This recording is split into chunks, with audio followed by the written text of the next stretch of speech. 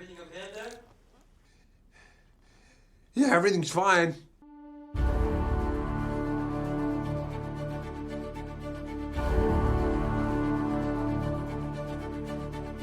If you embrace the insanity, the world that is Stephen King adaptations, The Monkey is not only all that, but it's pretty damn good too. It's a thoroughly entertaining movie, as many Stephen King ones are, but more importantly, it's fucking batshit. A premise about a toy monkey that kills people whenever somebody winds the key, a dual role by Theo James as twins who are complete opposites, and a whole lot of hilariously fucked up death. If you're a remote Stephen King fan, you can't be not entertained. Oddly enough, it could have been a lot different for two major reasons, one being tambourines, opposed to drums. It's a good thing they changed that. And the rights to the movie were originally held by Frank Darabont, who planned on making the adaptation after completing The Mist, another King novel. But that never materialized, and now, close to 2 decades later, here we are. A completely insane, Osgood Perkins directed movie, and I'm not exaggerating, this is fucking insane. Being a King adaptation is definitely not perfect. It has a few flaws, but it's not bad either, so let's just see how crazy things get. You know you got a fair amount of blood on you there, sir. Yeah, it's not even mine, it was just this. Yeah, I don't even know where to go with this opening. Obviously, it's the expected opening. Father of the main characters trying to get rid of the evil entity. You know what that is by now. And the outcome? Where to begin? I don't feel especially fucked to have. The store owner's reaction, the insane death, the flamethrower being on sale, the way he looks while burning it. You can put together what happens, but now you know what to expect. We gotta head to his kids, the twin brothers Hal and Bill, both played by Convery. And even as kids, the dual role is done so well here. Obviously it continues when they're adults, but the part at the beginning when they're kids is probably the most impressive. You really believe they're twin brothers who are complete opposites? Hal being a wimp, Bill being a complete asshole? The dynamic works. No, Bill, no. Say it, or I'll eat the rest of your placenta, bitch. I wanna suck its banana. And their mother Louise, played by Tatiana Maslany, is just as memorable. Profanities, the way she describes death. I'll die. And you will both die.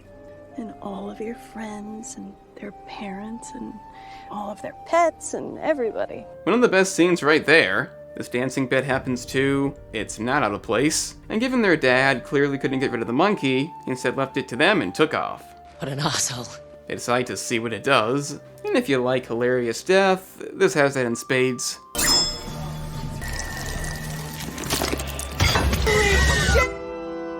Not only is that the funniest transition ever, but you have the rookie priest. I mean, come the fuck on. Rather, in an accident, because, there's no accidents. It's so fucking random, but it's absolutely hilarious because of just how inappropriate it is. Not completely sure why he likes the monkey so much, why he takes it to school with him, but thanks to Billy ends up being bullied and decides he wants him dead. Kind of out of nowhere, even for this movie. I mean, he did take the damn thing to school. But as we soon find out, it's not quite that simple. Yes, you don't get to pick who dies. It's completely random, and no explanation is needed. Please forgive the rather crude example. I like how Bill is legitimately devastated, more so than Hal. You really don't even know if he cares until this scene. But that being said, the way the monkey actually works is still confusing. We'll get to that later. Hal tries to dismantle it, which we know won't work. And they move to, I'll give you one guess. Even one-off character, Uncle Chip, is really damn memorable. Always just kind of preferred a life where you sit down and you don't stand up again until you want to. Think you know why he's one-off. And that's because the monkey came back, how is not explained, and Bill thought it'd be a good idea to see what it does. Third time. Similar to a lot of stories with this premise, you have to ask why they just don't use it. We know it has to be wound up so it doesn't seem that complicated, but common sense in a Stephen King adaptation is kind of like The Last of Us Season 2. As in, they don't match. They decide to throw it down a well instead. Don't know why that would work. Maybe if we knew how it came back. But I do know you can hit the like button, it's right down there, and subscribing is down there too. The gaming channel can be found via link in the description. It's got the same content, but with games. So cutting ahead 25 years, them now being played by Theo James, the quality does slightly drop. Not so much the acting, that's still fantastic. I do prefer their dynamic when they're younger, but it's the estranged son thing. PD, played by Colin O'Brien, only sees Hal once a year because he's afraid he might get him killed. I really don't know why that is. He thinks the monkey's gone, death's supposed to be random. This movie could have really done without the father and son not getting along cliche. And at the same time, PD isn't that interesting. His lines seem random and pointless, not so much in a good way. Get out, there's a place in town, they do skydiving lessons. I feel like it's one of those things where you're either really good at it or you aren't. Even though not liking his dad is reasonable, his personality still feels forced. Constantly complaining about not being told stuff, it makes sense, but I just don't buy him that much. Why didn't you answer the door? Why do you care? Why would you even have a kid if all you're gonna do is just keep yourself away from me? Aside from Elijah Wood being his new dad, he only really affects the plot in one way, and even that doesn't make a lot of sense, but we'll get to that. Anyway, it's Hal's week to see him, and that's probably it forever. I love the way Elijah Wood reasons it. It means something that has become functionless, and as a result is no longer necessary. I know what it means, Ted. I'm sure you do. I do. Well, I have your power. He may be the face of what buried Spyro, not so much what killed it, but what buried it. That said, I do like seeing him here. During the same time, their aunt gets what may be the most insane death in this movie. Well, not insane, you gotta separate those, more so creative. Falling into a box of fish hooks, leading her to disinfect it, obviously flammable, and that would probably be enough to kill her, as all known methods to put out a fire are ignored, but... You know, I really feel bad for Watch Mojo. I mean, I'm not a fan, but literally made the hilarious death list 4 times, and this can't be in it. There's a line about a pale horse, which alludes to something later. I beheld a pale horse, and on it was a pale rider, and the rider's name was... But their father and son week is ruined when Bill calls him up and says given Ida's death, the monkey is likely returned. This is then proven. Wait! And upon going back to their house in Maine and learning multiple deaths have taken place, you do begin to question the consistency here. I mean, yeah, they're creative, especially the Cobra. In Maine, they do address that. But even though it's supposed to be random, which it clearly is now, up until this point, that hasn't been the case. The babysitter, the mother, the uncle, people they knew, and now it's limited to Maine, I guess. Maybe there's the vicinity rule they didn't address, but it's still completely random. Don't know why that leads to cheerleaders, and when we find out it's all Bill's doing, it really doesn't make sense. Apparently he knows Hal incidentally killed their mother, but like I said, he did care for her. He even put a lot of effort into getting the monkey back, a scene that is really something. The sun, the moon, and the stars. As if you had always been looking down on me.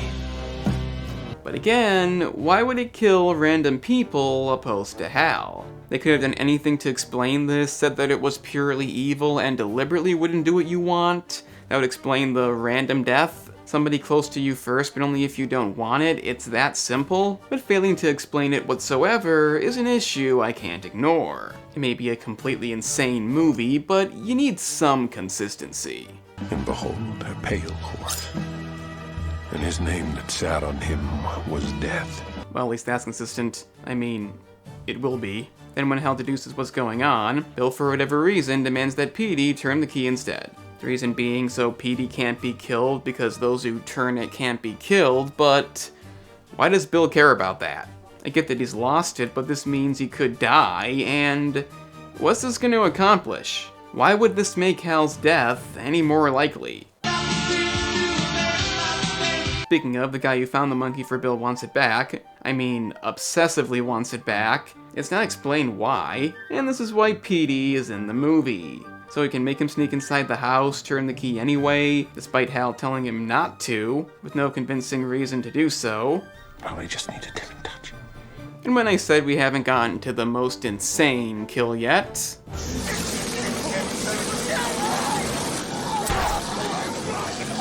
that happens. But again, consistency. Wasps don't tend to do that. PD is really mostly irrelevant in this movie. He won't turn the key again. So Bill goes insane, essentially angers the monkey. It goes insane too, and widespread death occurs. I mean, at this point, why not? After this, they kind of reconcile. And the way they do it, by realizing it was his mom too, is kind of great. He just accepts it, says he never thought of it that way. I love that idea. Sure. But one last beat takes him out, even though he wound it. Whatever. And the end of the movie. Almost everyone in Maine dies. Fucking babies on fire. The creativity has not run out, except they must keep the monkey and not wind it. No shit. And we finally have that pale horse.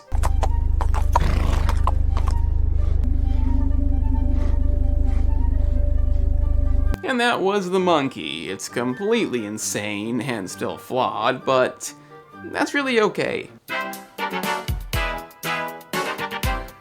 The thing is about Stephen King, a lot of his movies become too stupid, too ridiculous. Even Maximum Overdrive that he directed still pushes it. But The Monkey really is the right balance of insane comedy and still being cohesive enough. Yeah, some things don't add up, the rules are inconsistent, and you do notice. Petey is relatively pointless and not that funny either, but considering pretty much every other character is, even the ones who only get one scene, the uncle, Elijah Wood, the priest got 2 scenes, you really can't complain too much about the cliche son not being that interesting. I mean, a lot of effort was put in, the lines are hilarious, the deaths are beyond creative, and you really don't know what's gonna happen next. I can't deny that some plot points don't make sense, but to say they got the tone wrong as some people do, that I don't see. Yeah, he does tell Petey he was essentially a mistake, but still not an accident, as in he still loves him. And no, I can't feel any emotion for these characters, but I don't consider that to be a flaw, more so the way the movie is.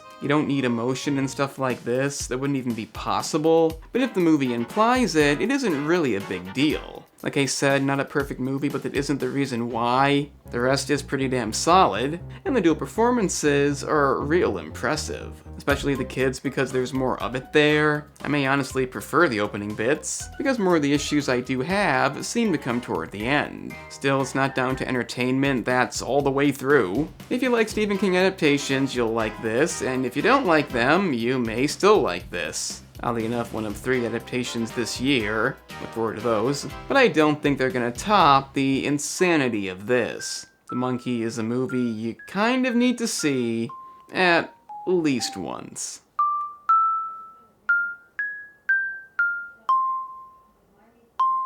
That's why I'm the analyst, and remember kids, death is funny, fuck it.